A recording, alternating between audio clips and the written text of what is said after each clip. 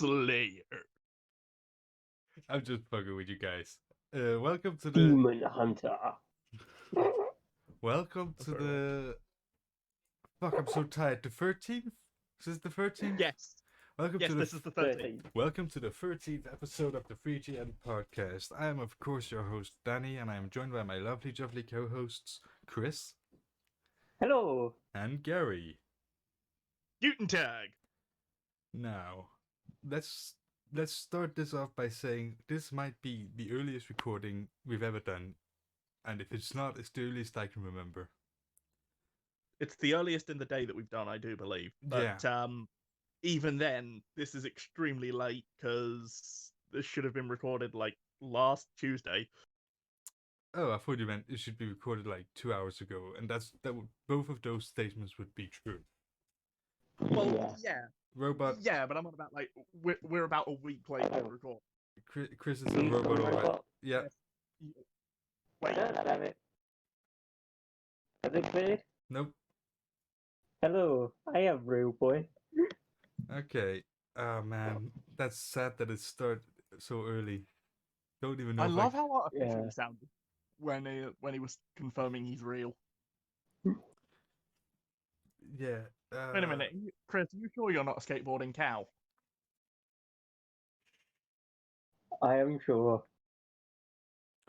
You had to think about that, Danny. Don't trust him.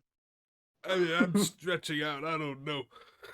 Okay, let's get this show on the road. The games we've played this week. I've got, because it's been such a long time, I've got like a huge list of games I've played. So if any of you don't, then you can start. I don't really have a long list because I've been had the wind knocked out of me a little bit. Yeah, you've been slightly unwell. Yeah, the vaccine gave me some symptoms of COVID. Yeah, well, I've heard that's actually... like it's kind of meant to do. Well, see, that's the thing. I've heard about that, how people feel like shit after they got the vaccine. But that's also what a vaccine is. It basically infects you in a certain way that makes you immune. How to describe it? It takes dead samples of the virus and it gives you that. Oh, so your antibodies can recognize them. Your bodies attack it, destroy it, but then they become primed for the next time it enters your system. Yeah, so they can recognize it. Yeah. Yeah. But basically that's knocked the wind out of me for a couple of days. Yeah. So I've not actually played much. And didn't you also say that you had that infusion? Yeah. The reason I'm on high risk shielding for the UK is because I have immunosuppressants, and that was within a week of getting the vaccine. So I had a double whammy. But he's here now. Two actual games. He's here now, and now he's going to talk about games. I was feeling a bit of a nostalgia kick for a little bit. So I set up my PS2, got out an old game, and played it from start to end, not in one go though.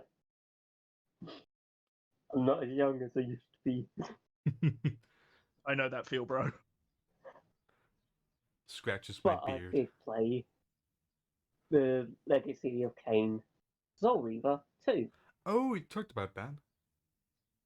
Mm-hmm. Yeah. I'm fairly sure it was because we talked about that you got it out. Oh. Yeah, essentially. But playing it, I realised something. It didn't have any added fluff to it. By fluff, I mean, okay, you have this optional bit of collect such and such item for an upgrade. Mm-hmm. Any and all upgrades were to do with the main story. saving and checkpoints had in-game lore, and it just felt like a story game. Yeah. But it's not a reading dialect one. If that makes sense. Yeah. It's not like Pokemon where you literally have to read everything. Not quite. I'm trying to think of one of the ones what I'm trying to compare it to. Well, I've never played Soul Reaver, so I sadly cannot help you there. Let's say Planet had a game more story based, but it's a visual novel game deal. That's what I was thinking of. I see. Oh. The words suddenly hit me, but it's odd because I'm almost become conditioned to look for stuff. But with that, I was just able to zone out and follow the story. That does actually sound nice. It's nice to be able to take your mind off things. See, the thing is, as somebody who plays survival horror, I am conditioned to look at everything. If I see a path I need to go, I always go the opposite way. So it's always kind of stressing, trying to think if you found everything. I get that from playing adventure games. Yeah. Because there's a lot of exploration involved. You want to make sure you found everything before you move on so that you haven't missed anything, basically, yeah. Yeah.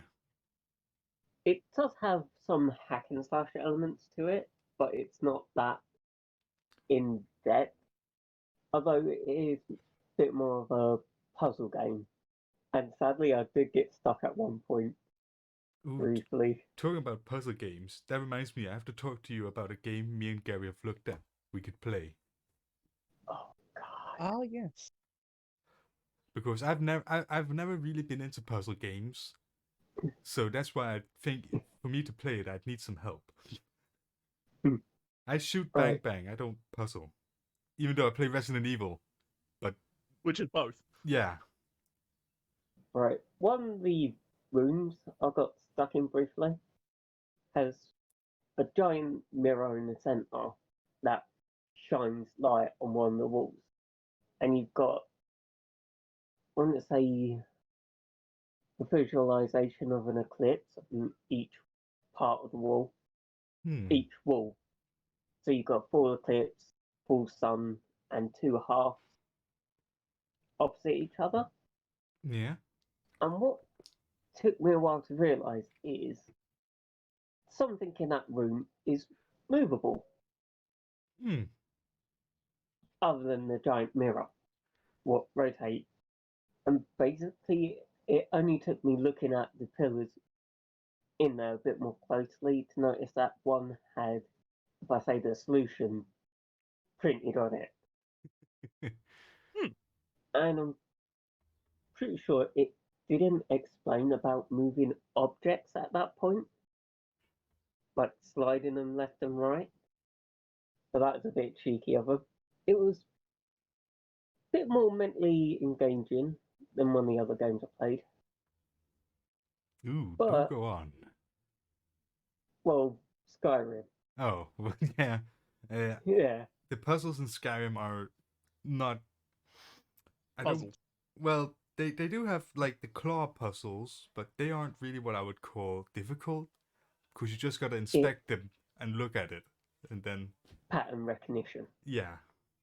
It's pretty... They do that a couple of times because it's a easy, repeatable puzzle. And if I've played anything else, it's not been that long ago. I can't remember. I see. Well, before Gary goes on, I would like to mention a very easy puzzle. In God of War 4, there's a puzzle where you have to align the seasons, right? You know, summer, spring. Wait, no, winter, spring, summer. I think it is. But there's also a wall that says the path forward is retrograde, which means you just gotta do it the opposite. In reverse. Yeah. That's the most difficult puzzle in God of War 4. Oh, God. But Oh dear. But I will say there's a timer on it, and if you fail to do it within that time, you die. And I have failed that puzzle before, not because I didn't know what to do, but because I just couldn't align them correctly. It's like you can't have two of the things in the same spot at the same time, so you got to move them out of the way and then move one thing over. I think the most difficult part of that puzzle is actually getting the pieces where they have to be, not figuring out where the pieces have to be. Yeah, I think moving of the pieces and not the end goal. Yeah. That said, I do love God of War 4. Can't wait for God of War 5. Or whatever they call it. God of War Son and God of War Beardman and Boy goes to Egypt. I think that's where they go. Beardman and Boy. Beardman. Boy.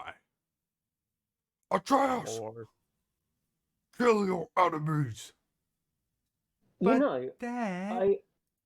Go on, Chris. Knowing God of War 4, when I hear the one who plays Kratos, Kratos. Sorry. All I hear is the one from Stargate. Well, it's him. It is him. It's Teal. Yeah. And I will say, I think he done a great fucking job. I liked Stargate, and I thought he was a very good character there. But in God of War 4, he's a fucking genius. It's a masterpiece. The story had that strict character personality set. Yeah. It was just putting him in the role of Kratos. And the thing is, it fits perfectly because Kratos sounds different as a young man, but this is how he probably would have sounded as an old man. And I will just say, God of War 4, the story is great. The characters, there isn't a lot of characters. The world feels empty sometimes, but the characters that are there are great. The aesthetic, the gameplay. Ah man, I can't even think. The only thing I can think that isn't good about God of War 4 is the fact that the world feels kind of empty. And Cory Barlog even mentioned that he did have plans of putting more animals and things in the world, but he just didn't have time. But I mean, couldn't they have done it through an update or something? Well, I don't know. I just know that he talked about it in an interview that I watched. And he was like, oh yeah, this scene, I was actually planning on having more things in the background, but, you know, time and money meant that it became what it is. But I will say that even with that, it's still a great game. I cannot recommend it more. It's so good that I'm like, yeah, I think it's worth me having an Xbox, worth having a PlayStation 4 just for that game. It's kind of worth it. It's like the old Xboxes with Halo and Gears of War, where it was fine enough to have those consoles just for those games because those games were so good. I can't wait. I never got into Gears of War, sadly. I did. I remember, but the thing is, I remember playing it a lot with Jamie and Brett. So. Yeah. Right. It was going next for the games they played. I believe that was me. Yeah, because I've got a shit ton, so. And you kind of cut me off a bit. Up. I'm sorry. I just had to quickly stand. Quickly. I think it was pretty quick. I think I Sonic that out. But... Well, actually, it's funny that you mentioned Sonic. Ooh. Because based on, aside from the fact that we've done some recording of Sonic Adventure since our last recording of the podcast. Yeah. Yeah, we managed to fix the audio. Yeah. For those who noticed that on the Gungeon playthrough. Oh yeah, mentioned the quickly Gungeon playthrough where I just was annoyed. Yeah. Yeah. But let's not cut off Gary even anymore. Gary, speak up. Okay, so after we'd done some recording for Sonic Adventure, where we were trying to show you how to clip underneath the car to get into the sewers early. Yeah, that part has been uploaded today or yesterday. So. Yeah, that was uploaded just last night. Yeah. But so I guess it's funny that we talk about that now. But basically, after we'd done that, I decided to myself, it's been a while. I actually want to kind of refresh my memory how to do it. And I got stuck so long, I just decided to watch a YouTube video on how to do it. Then I went on it and went on to Sonic Adventure and found my own way into the sewer was a bit quicker. Yep. But let's see. I've also done my usual stuff on Pokemon Go and all of my other mobile games like Dragon Ball Legends. Played a bit of Dragon Ball Legends with one of my friends online, actually. That was fun. Oh yeah, you mentioned that. Your Portuguese friend. That's the one. Yeah. And there was something else, and it slipped to the back of my mind now. Oh yeah, now I remember. Dragon Ball Xenoverse 2's DLC dropped. Oh yeah. And I've been playing that. How is it? The thing is, they added more story, but it feels so hollow because it's so obvious at the minute that when they do the next DLC, they're updating the story even further. So right now, the bits that they've added, it's like 2 missions, and it feels so empty. Oh. That's not what you want to hear. That's not what you want. I'm wondering if they're doing that because of Xenoverse 2 being a good cash cow, or if they're trying to reward the fans for constantly playing it, or help people deal with a bit of lockdown syndrome. Well, I think, bear in mind this is just my opinion, I think the reason that they're doing it is because they want to include the vote character in the story. And that's actually why I voted for GT Vegeta, because there is absolutely no GT story content on Xenoverse 2. Outside of parallel quests, which are optional to an extent,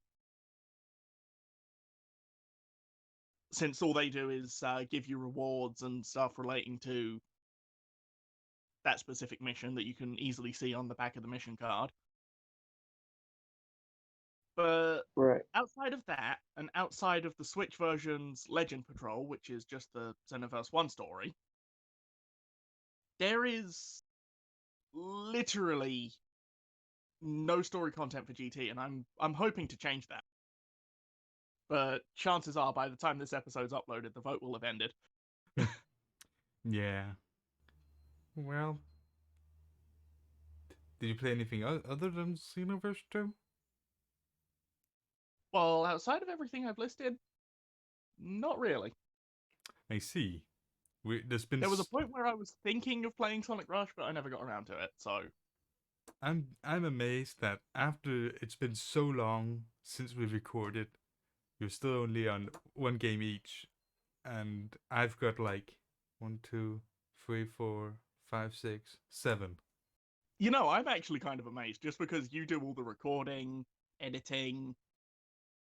I will say I have... helping your family with various things, and so on. I haven't finished any of them, but some of them also aren't finishable, which I'll get into when I talk about it. Oh wait, but is it my turn now? Yep, should be. Okay, well, the games I've played this week, I've played through some of Half-Life, the first one. I'm Gordon Freeman. I got the kick to play Half-Life, which is also what inspired me to play Half-Life 2 Lost Coast on my brand new series, Danny Plays, which I did finish because it's like 10 minutes long. 10 minutes. Yeah. Then I played some Lambda Wars. I don't know if you guys remember, but... I vaguely remember you mentioning it, but I think that's about as far as it went. Yeah, well, I hadn't played it when I mentioned it. But I've played it now. It's an RTS in the source engine from Half-Life 2, where you can play either as the Rebels or as the Combine. And I played one skirmish of it, Well, I played a couple, but I lost, so I replayed it until I won. Do over. Yeah, and I played as the Combine because they're cool, even though they're literally robot dictators. But I like their design. Yes, the reason to choose anyone. This guy looks cool. Yeah, I played FTL, of course. I played. We needed another intervention. No, I haven't played that much. In fact, I played it a lot, like a week ago. So I haven't really played it for many days. That's what happens when it's been so long, and I got such a long list. I played a little bit more Minecraft. I started dabbling in creative because I got stuck. I think I mentioned that last week, that I got stuck and I couldn't continue because I couldn't find a fortress. Mm-hmm. Yeah. Then the endless nether. And then I fixed Star Wars Battlefront 2, specifically from 2005, because I stopped playing that because my controller stopped working. As in, I could walk, I could shoot, but I couldn't move the camera. But I found a fix for that. That sounds awful. Yeah, so I stopped playing that after that happened, but I found a fix where you just gotta go into the controls and say set to default, because apparently it didn't start as default. And I had to do that with all the things, like infantry, vehicle, hero, spaceship. So, but I fixed that, and I just defeated the clones. Oh yeah, I defeated the Jedi. We became the Empire, and then we went to Camino and started. And defeated the clones there. Yeah, defeated the clones there, and then I stopped because I was like, well, I'll take a break here, but I will finish it. It'll be done by next week. I can promise that. And now I'm on my last game, which is Gears of War 5. Oh fuck, you're right. Halo MCC. Of course I played that. It's also on my list. I just wanted to save that for last. But before I go into Halo, you literally just said that this one was your last. Well, that's because it's technically the last on my list, and Halo MCC is the third on my list. But I've pulled. Well, it makes sense to say Half-Life, Half-Life 2, and then Lambda Wars. But Halo MCC is between Half-Life 2, Lost Coast, and Lambda Wars. So. Did you organize them alphabetically? Wait, no, you couldn't have. No, I just wrote them alphabetically. Who do you think I am? A smart person? But Danny, you're the one who organizes the vast majority of the stuff here. I know. Yes. Yes, I do. Oh, that's nice. But okay, before I go into Halo MCC, because I got some more stuff about season 6, Gears of War 5. I played one game of Horde. Don't know if then you guys... realize it's no fun on your own. How the fuck did... Oh, yeah, actually that is exactly what happened. I played it... It's because I played it because I thought, well, I could maybe make this into a Danny plays, but I didn't say anything because I was the only one there, and I had to focus on not dying because I was all by myself, and it was even just on normal difficulty. And I thought, well, this would be much more fun if I had somebody to play it with. So I've got a recording of that, but it will never be released. In fact, I'm going to delete it, and then it will never see the light of day. Yeah. Wow, I actually said something correctly. But now I'm now just waiting for like the one person in the comments who's like, "No, release it. We don't care if there's no dialogue." I don't think that's gonna happen. But type it down in the comments below if you think it's a good idea. Gary, if I see you comment down below, then it won't count. It won't be me. It just to spite Daddy. I mean, fuck it. Fine, I'll upload it unedited. Edited it. I can never say that word. Edited it. No, you had it right just before. Edited. Unedited. There, that, perfect. It sounds like there's still too many titties in the... Doesn't matter. Halo MCC. I played it. I've gotten the challenges. In fact, I just checked right before we started. The new week starts in an hour and 30 minutes. For the new weekly challenges. And I just need to. And I checked the when season 6 starts. Oh fuck. Okay, wait. Give me a second. I need to drink some water. Okay, much better. I checked when the new season 6 starts, and it says it starts in March. And that's 3 days ago. They said it starts in March, and in 1.5 hours, the new week starts, which is also when they usually introduce the new season, when there is one. And if you see the date, it's the 24th, which means it is currently the 24th. Which means if there's a week until the other one starts, and it starts in March, that means it'll be uploaded on the 31st. Either today or the 31st. It didn't say when in March, and it'd be kind of sucky if they said, "Oh, it'll be out in March," and then it comes out the last day of March. I mean, that would be a bit of maybe they just don't want to lie. It's kind of like if I said, "Oh, I'll do it today," and then I do it 10 minutes before 12 in the evening. Yes. Yes. The ultimate compromise. Yeah. Right before the biggest cram session. So I hope, I don't know, but I hope that it'll be released soon. Of course, if this is the case, then it will be out like days ago. Of course, this podcast will be uploaded in like a week. But I'm hoping, I am praying to Mr. Chef up in the sky, giving the Covenant back their bomb, that's the case. But I don't know, but I'm hoping. So that's all the games I've played. Like I said, it was a shit ton. Oh, I did say shit, but I didn't think Chris would start farting, but...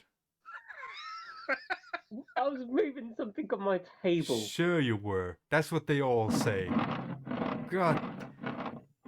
That's God, Chris, just use the toilet, That's man. a lot of beans, boy. Have you been eating beans on toast? Wait, no. Does that have gluten?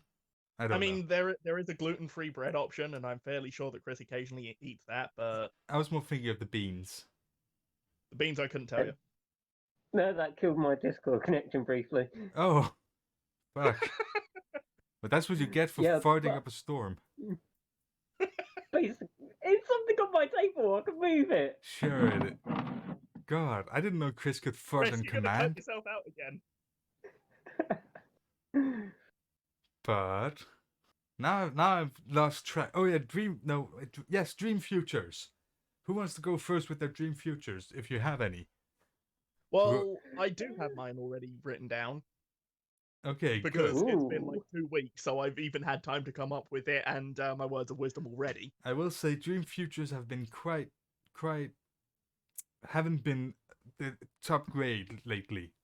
Well, mine have, because I'm perfect in every way, but you guys' Dream Futures haven't been up to standard, so.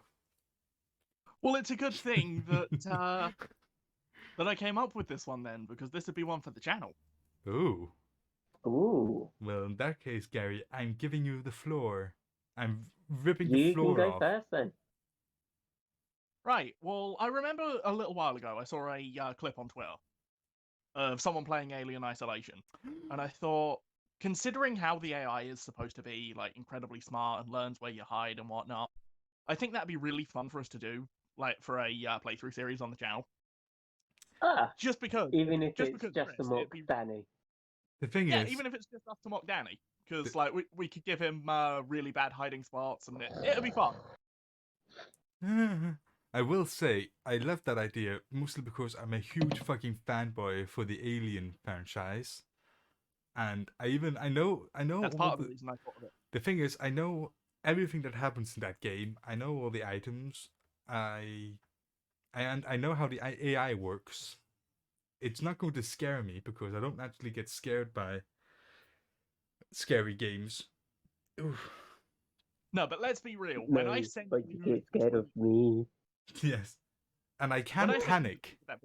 You laughed. I did laugh.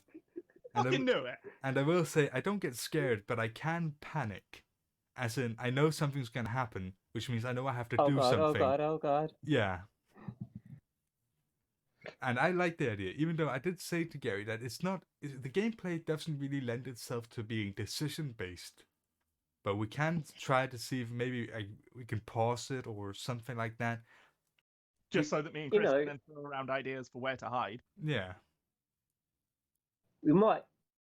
Here's an idea for it. If you play it, me and Gary could suddenly go, no usage of this item for so long. Oh, God. Actually, yeah, random challenges in the middle of the playthrough. That'd be really fun.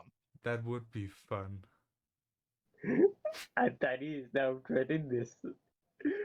Now when I think about it, maybe we shouldn't do it. I'm just kidding. Yeah, Coward. The thing is, that would be fun. Even because there are a lot of items that can be used for different situations. But if you like the flares. Yeah, like the flares, or like the noisemaker that can lure enemies to a certain location that gives you the time to go to where you need to go.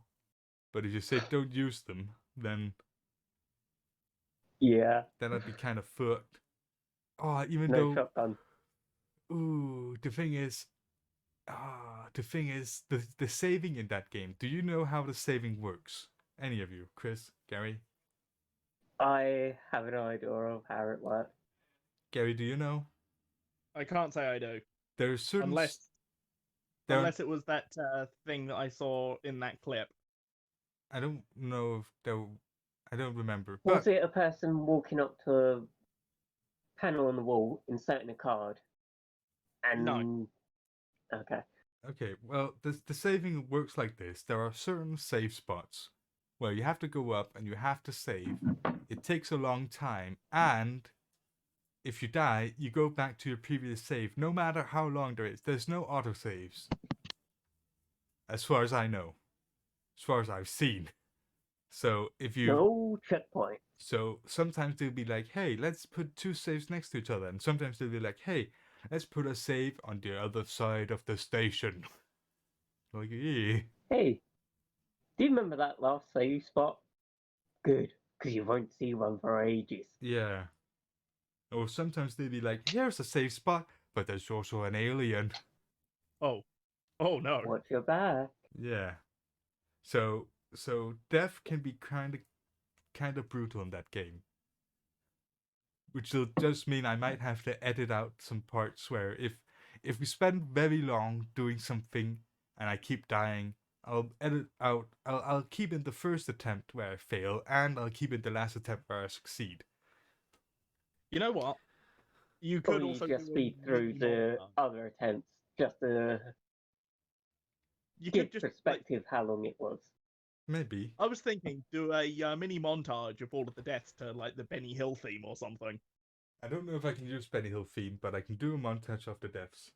I think classical music is not the MCA. Here's the fucky part with that, Chris. Classical compositions are not DMCA if they're over 100 years old. But if a company makes a cover of that song, they can copyright the cover that they use. So that if you play that specific version of the classic composition that isn't over 100 years old, you can still be copyrighted. So you're being copyrighted for the artist or the performers. Yeah. And not the actual songwriter. Exactly.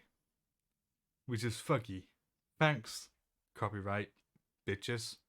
Yeah, I said it. You know, someone made a royalty-free Benny Hill theme alternative. You could probably use that. I mean, I'm sure somebody did, because, like me, there are a lot of people who think they're a bunch of shitheads.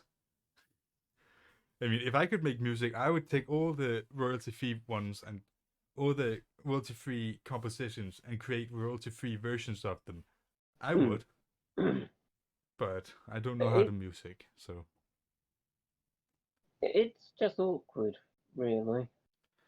Yeah. Because honestly, one of the songs I would have said, maybe, is the Hall of the Mountain King. Ooh, I like that song. Yeah. Anyway, I think we're getting a tiny bit off track. Yeah, I was just sitting looking out the window thinking that song.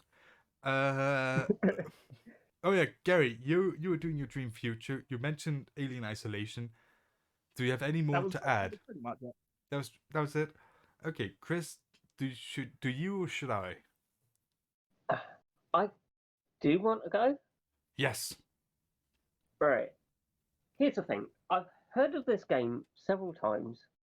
I've hardly seen anything of it, but I know it can be co-op, and that's what's got my interest. Mm-hmm. Path of Exiles, I think it's called. I have that game. So you know more about it than I do currently. I'm just getting if flash. you've played it. I'm now waiting for Danny to drop a bomb that he hasn't played it. Oh no, I'm getting. Have you played it? I'm getting flashbacks. Path of Exile is a time parasite. It's that bad, huh? Well, it's not bad. It's okay. It's actually very similar to a game I wanted to do with you guys called Diablo. But the thing is, oh god. Okay, wait. Let me just Google something. Let me just.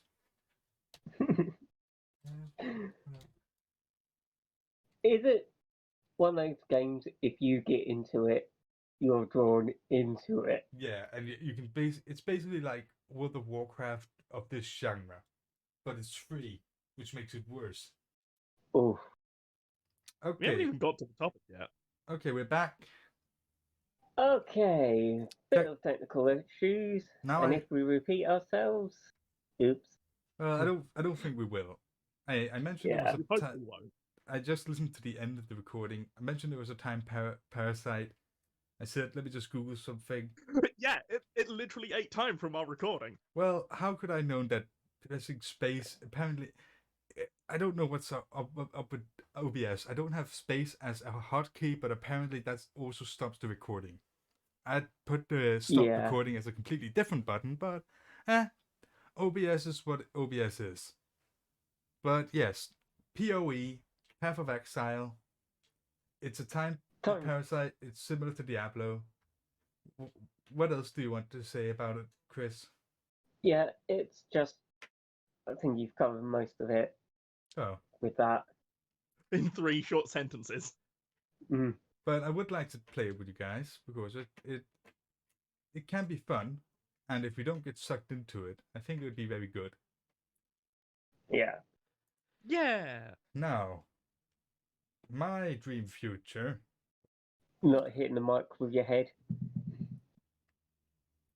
No, I just needed to drink some water because because we're recording so early, I needed energy, so I bought a Monster energy drink, and now I've got heartburn and I'm drinking water.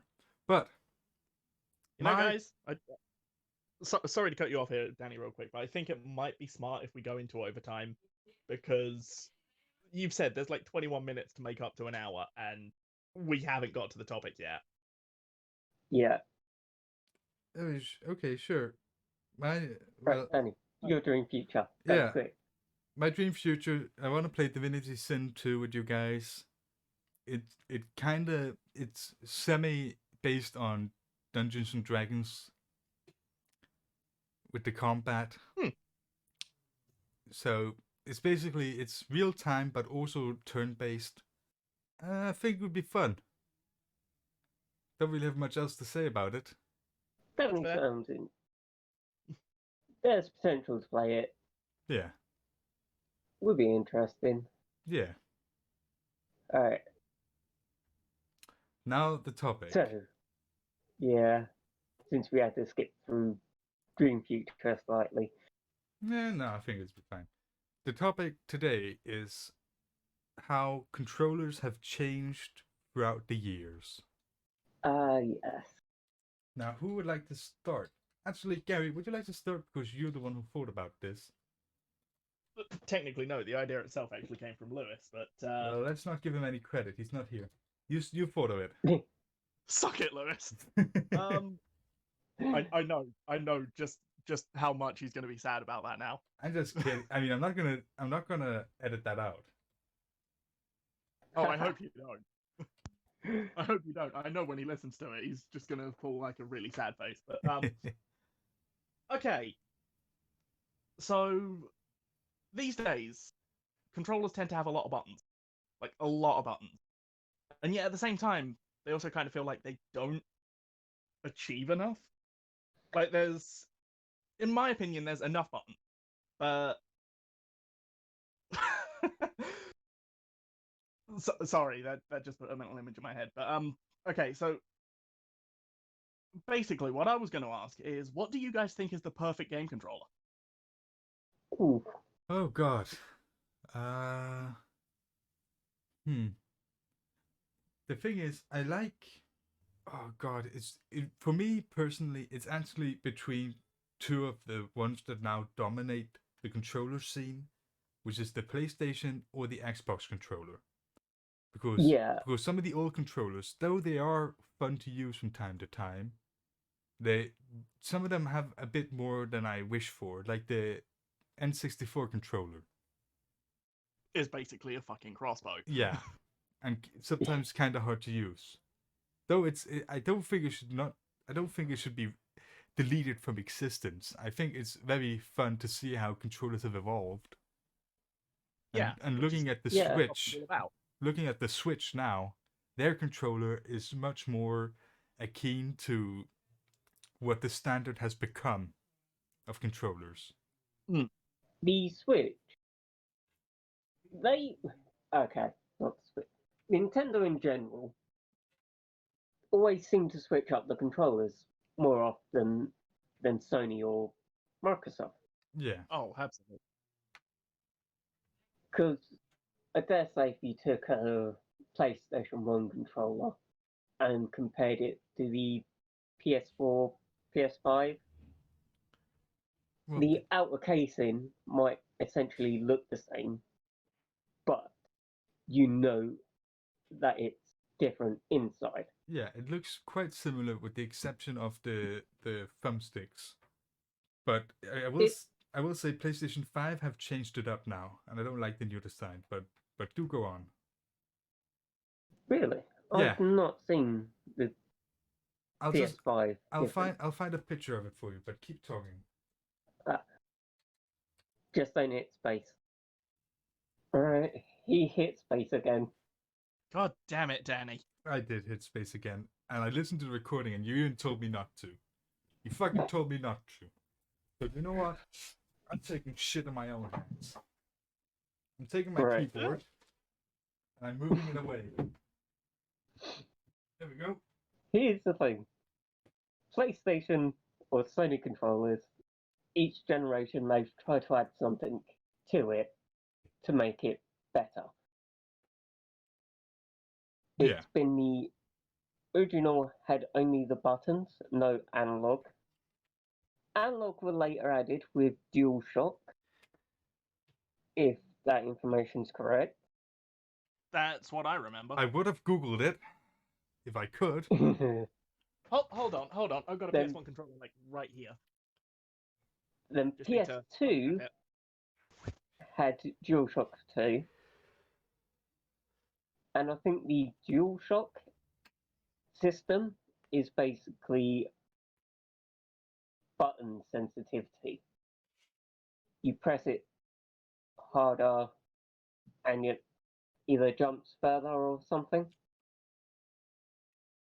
I remember that one of the Metal Gear Solid games had something to do with that. I just realized I can Google it on my phone. But you need to be slapped upside the head. But what we did lose when I pressed fucking space is you guys' reaction to the new PlayStation 5 controller. Yeah. I was gonna get to that. Oh, but sorry. The PS3 had internal gyro sensor, if I remember correctly. I remember that. PS4, they added a back panel that had a touch feature. Yeah, I vaguely remember hearing about that. I think Danny would have experienced that with the God of War games.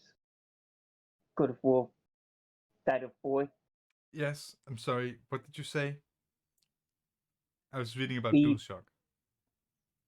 PS4 had the back panel, touch back panel. Yeah. Yeah. And then we get to the PS5. Which looks like a sports bra. A knockoff Xbox controller. Yeah.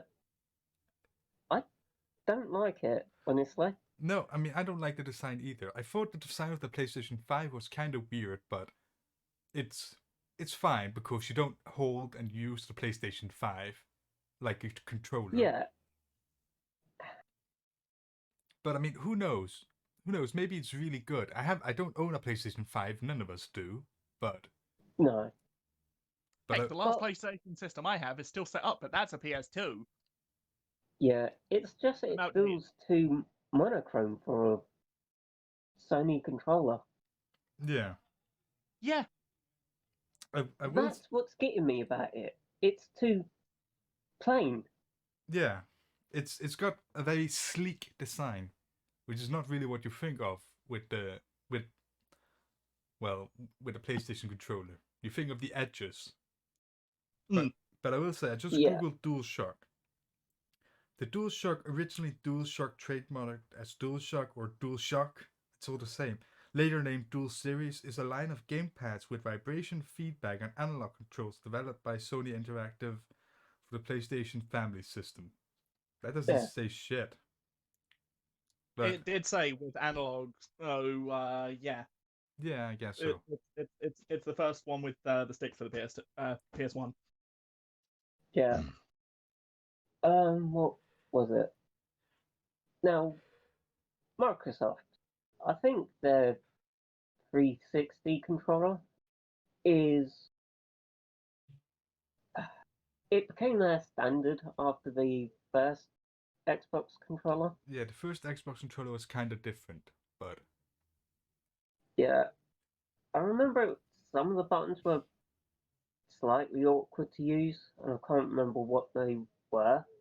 I think the black and white buttons were kind of pushed into like a corner below the other face buttons, so they were like really awkward to reach. Yeah.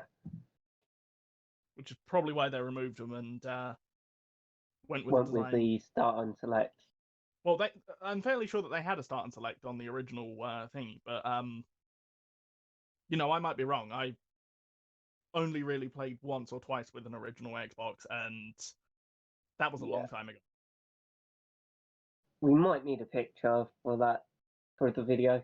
I will put a picture in the video, but I can't Google it and send it to you on the computer, or else I'll ruin everything again. Otherwise, you'll press space again and have another technical difficulty. Why does it start doing that? It never did that in the past. Right, but yeah, I think Chris, one thing's for sure. Oh, sorry, you were saying? Nintendo have not had a standardized controller. No, it's always been different. But I think the most standard controller they got is the GameCube, and that's just for nostalgia reasons. Technically, no. Well, what about the Wii controllers? Because there was the Wii and then the Wii U. Okay, so the Wii U had the gamepad, which it's kind of a controller, but obviously it's got a touchscreen on it. Mine is absolutely filthy, so I'm not taking a picture of that to show it off. But the Wii remotes were still usable on the Wii U games anyway. And you see, partway through with the Wii, they actually removed the GameCube port in later models. So it still had the ability to play the GameCube games, but you really, really needed to, like, I believe it was actually only available to do it through Homebrew, and then you also needed a adapter to be able to use the GameCube controllers, and it was worth a lot more hassle than it was actually worth. But basically, the reason that the Wii U ended up keeping the reason that the Wii Cube had the GameCube adapter made was because a lot of people started playing Super Smash Bros. With Melee, or they figured that Melee's controller, or the control system that they had for Melee, was pretty well perfect and didn't need to change. And to be honest, I fully agree with them, even though I started playing with Brawl. Because Brawl, obviously, it was on the Wii and had the GameCube compatibility. So they thought, okay, a lot of people are not going to want to play Smash unless they can use a GameCube controller. So they made the adapter for it, and I'm fairly sure that on the Wii U and even the Switch, the Smash is pretty well the only game that takes use of the GameCube controller. I may be wrong on that, but there we go. So that's the one they've used the most consistently and haven't altered the design at all. But there's also a lot of the time they do reuse the SNES controller design. Where like they had it as an adapter, like as a adapter for Wii remotes, the Wii Classic controller. They have basically Joy-Cons with that design, which I think is admittedly kind of funny because they look so huge on the Switch. But beyond that, no, they don't really have a standard. They keep switching things, and God, I wish they wouldn't do that so much. Okay. Yeah. Although they talking about the SNES controllers, yeah, they were just rectangle blocks. No. That was the NES, not the SNES. Sorry. But I just remember these rectangle blocks, and that's all that I can really remember. 4 buttons on the D-pad. A, B, start, select, and your movement. Hey, I mean, they kept it simple at least. Yeah. That was back in the 80s and early 90s. Yeah. But I bet they're fucking hard to hold because of the sharp angles on it. But, yeah, you didn't really have too long of a gaming sit down with them. No. Fair point. Kind of reminds me of the Wii remotes being used sideways. Yeah. You can do it, but it can be awkward as well. The thing is, I'd actually love it for them to actually have controller options that you could buy that are based on different hand sizes. Oh my god. I hadn't thought about that. Yeah, exactly. Because if you've got large hands, using a small controller is really going to hurt. I had this problem with the 3DS. The original model, so tiny, it hurt to use. Which is why I have the XL. Yeah, I've got a new 3DS XL. Well, 2DS XL. But you have used the original 3DS model, haven't you? Yeah. No. I remember Brett had one. I've only used the XLs. Oh. I had the original DS. So then I went on to do 3DS XLs, I believe. But you're saying about hand sizes. There's me with the freaking... with your huge, spinkly fingers. Yeah. I might actually grab a ruler and take a picture of my hand with it. But basically, having a small controller, my hands are quite literally look like a dead spider curled up. But I will say, there's a possibility that conventional controllers are on the out. Are you on about VR or keyboard and mouse? I'm on about keyboard and mouse. Mostly because I just did some Googling on my phone, which is annoying, but the Xbox One and PlayStation 4 do have mouse and keyboard support. Which means I assume that the PlayStation 5 and the Xbox Series X has it as well. Which honestly? means you can't play mouse and keyboard with those. Right. Here's something some people might not know. The PS2 had USB port, and with that, you can plug in a keyboard. Yes. I remember now, because some of the old action replays. because I had an action replay disc for the PS2, and I used a USB keyboard to type in some of the newer cheat codes. Good times. Good times. Yes, I used cheat codes. But at least I tried to complete the game first on its own. Yeah, well, cheat codes only give, like, increased playability. You know, you beat the game, you want to do some fun stuff in the game, you use cheat codes. Yeah. Oh god, I remember a time when I'd play Sonic Advance with cheat codes, and the moon jump was a fucking killer. Yeah. It's one thing to cheat straight off the bat, but if you played it... You've earned the right. Yeah, I was going to use an example.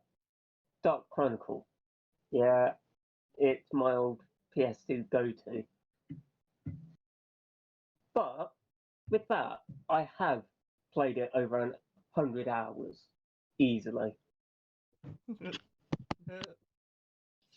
I hear you laughing. Yeah, I'm only laughing because, like, 100 hours, that seems very weak to me. Hey, that's on one playthrough. One file. Yeah, that still seems pretty weak to me. I've got a Pokemon Pearl save that's got over 700 hours. I've also got 700. Let me just have a look on my Steam. What game I have the most hours in? Got 691 hours in Halo. And 7 Days to Die, I've got 762 hours. But that's all the game in total, not just one playthrough. Yeah, but that was easily one of my most played games, and I have used cheat codes on it afterwards.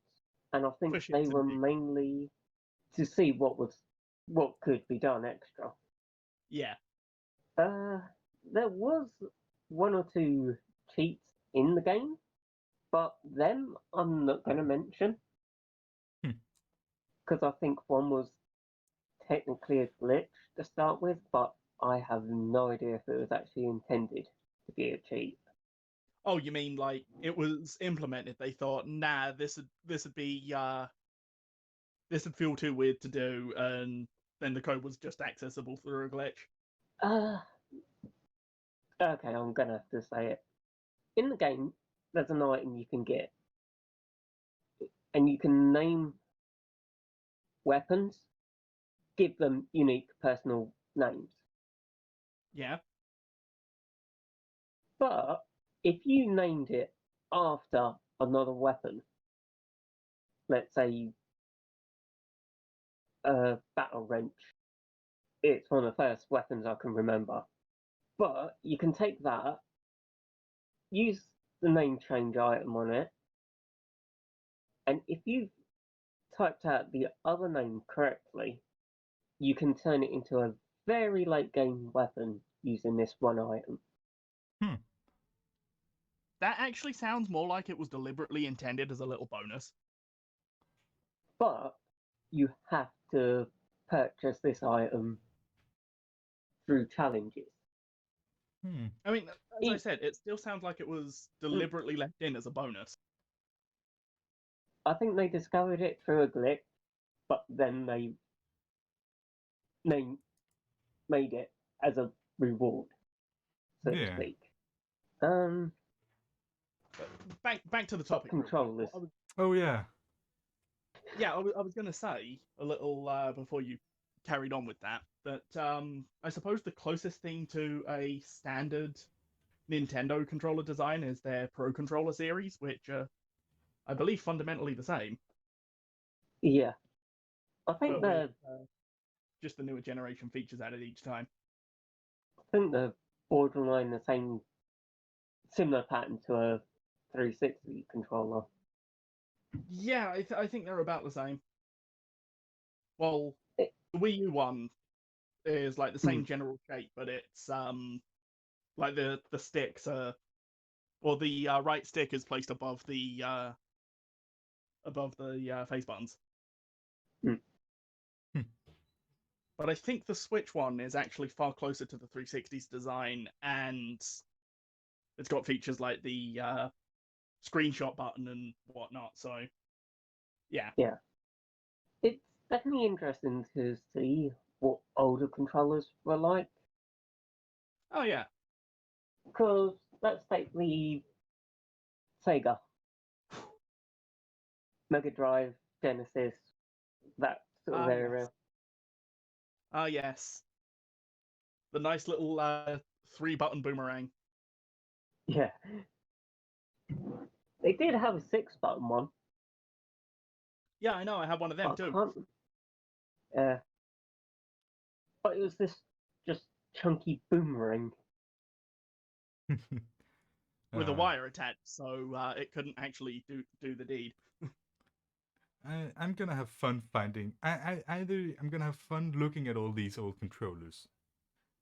So either I'm gonna find them. An absolute nightmare. Well, I mean, you can either send me the pictures or I'll find them, and if I can't find them, I'll message you. I mean, there is a controller I think the concept of was fun, but I think it could have been executed better. Was the Dreamcast Controller, because I am certain Sega fans will certainly remember this one, since it was their last system. But basically,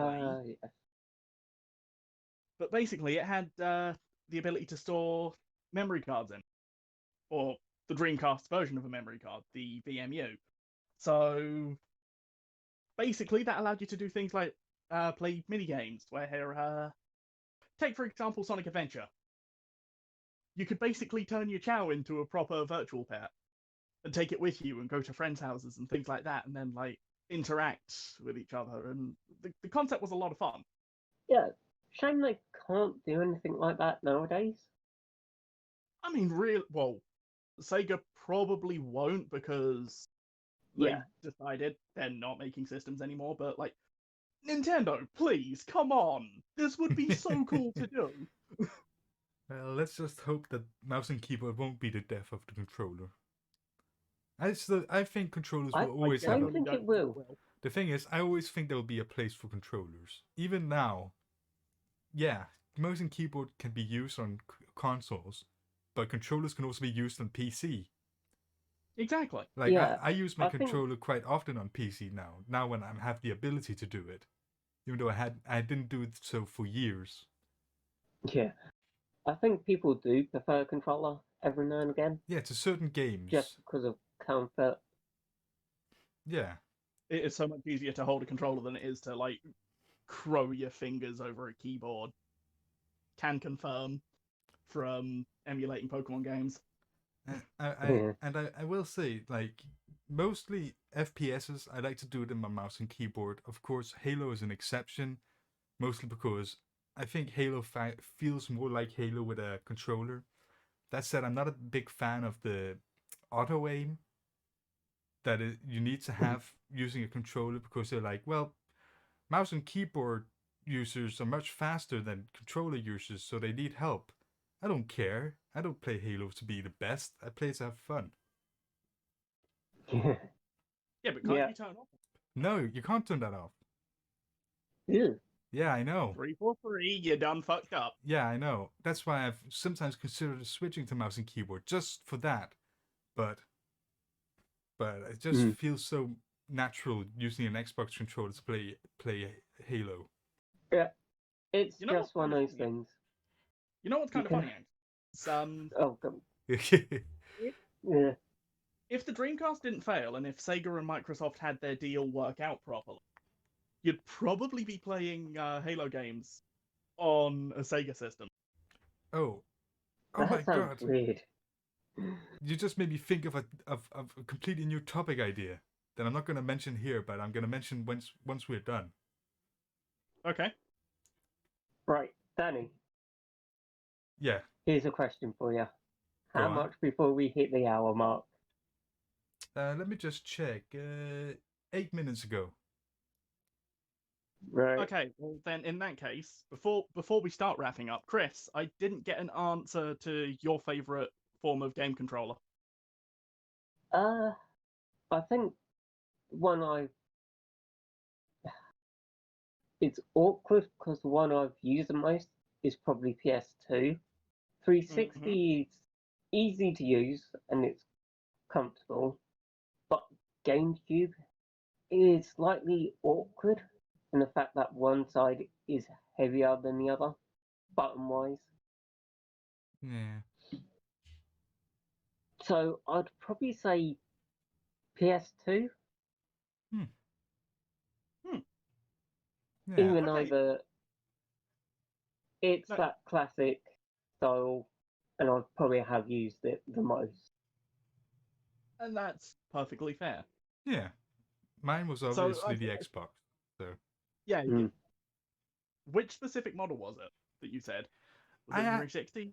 Actually, I prefer the Xbox One model. Fair enough. As somebody who's played the 360 model recently and have been using the Xbox One model much more often because I can play it on my computer. But I don't know. I don't know. I just think it feels more comfortable. Just slightly, not much. It's good. Like we said, it hasn't changed much. The design wise. From the 360. Gary? Oh yeah, Gary, what's yours? Well, this is why I find it funny that Chris actually mentioned the GameCube controller, because that's actually my favorite. Oh. I find it so comfortable because it fits to your hand. Or it's designed to fit to the shape of your hand. And I do feel that as I've gotten older and my hands have gotten bigger, that that's actually the reason I brought up the custom sizes that they could do for different hand sizes. Yeah. I mean, like, yeah, because let's face it, the Joy-Cons are too small. The Joy-Cons are too small unless you're literally trying to hide them from someone.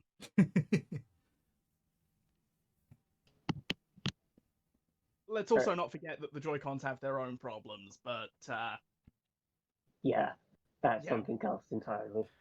Yeah, that's a problem with manufacturing, and that's not something I want to have to bring up right now, especially because we're already past the hour mark. Yeah, I guess it's time for words of wisdom. Words of wisdom. Who would like to start? Any? You are yourself before you are any man's child. Never forget that. Because you ultimately, this just basically means you have the freedom to decide your own fate. That's pretty deep. Don't let anyone, not even your parents, decide what to do for you. Yeah. Unless you're like, unless like you're okay with that, because otherwise, then you listening to me is kind of defeating the point of the wisdom. Yeah. So, Danny, you got any words of wisdom? I do, but I'm trying to think of a very fancy and deep way of saying it, and it just isn't coming to me in a deep way. So if you want to say what you've got. Never give up, but I'm thinking of it in a specific sense. Is because right now I'm looking at the video of Half-Life Alyx, right? Alright. Okay. And for many years I'd given up on Half-Life because the Half-Life 2 episode 2 came out. It was a cliffhanger, and I thought, well, this is the death of Half-Life. No Half-Life games are ever really going to come out again. But this game's come out. It's overwhelmingly positive with all the reviews. Everything I've seen from it looks amazing. And though it's not Half-Life 3, the franchise itself isn't dead. So, what you're saying is, you've only lost when you've given up. Yeah. And it's not even only with Half-Life, because it was the same with Halo. After Halo 5 came out, and well, Halo 4 came out, and people really didn't like it, and Halo 5 came out, and people hated it. It was kind of like, well, this is the end of Halo, and then the MCC came out, and it had a lot of issues, and people were like, God damn it, I wish they had just ported this correctly. But then it came out on the PC, and it's kind of been like a renaissance, a Halo renaissance, where there's a bunch of new players. They fixed all the issues with the port. They've even added new things, and there's a new Halo game coming out with the inspiration of the older Halo games that people love so much. maybe they wanted to, like, Okay. This is a long shot guess, and probably not even right. But call this a headcanon. I like to believe, based on what you've just said, that they deliberately released it partially buggy, so that when they were correctly re-implementing things and people were basically commending them for it, they knew they were getting them right, so that they could apply that to Halo Infinite for when it comes out. I don't think it's because what happened is they released MCC on Xbox, right? Mm-hmm. But it was very buggy, and for a long time they tried to fix it. But then after some time they just completely stopped. And for 2 years they didn't do any patches, they didn't fix any bugs, they just did nothing, and they said nothing to the community. But in that time, they fixed everything secretly, and they created the ports for the PC, and now they fixed it on the Xbox, the MCC, and they've released it on the PC for everybody's joy. So in reality, what I think is they tried to do this, they failed, they realized, okay, we need to stop and think about what we're doing and do it right. And they did. They did it right. In the end. Right. Before we go on another tangent. Yeah, that's a very long words of wisdom. Right. Danny, get ready for the outro. Huh? Remember all the words for the outro. But my words of wisdom are, there are two ways to spread light in the world. You can either be its source, or be a mirror to reflect it. That's pretty deep. Yeah. You know what? And now, Danny, the outro. Just before the outro, comment whose words of wisdom you prefer. I'm curious. Yes. And with that, I would like to say thank you for listening to the 13th episode of the 3GN podcast. Remember to like and to subscribe and to smack that bell button. Follow us on Twitter. And most importantly of all those things, I hope you had fun. I hope you enjoyed the episode. Well, goodbye. Thanks for listening. Goodbye. Tally ho, old beans. Tally ho.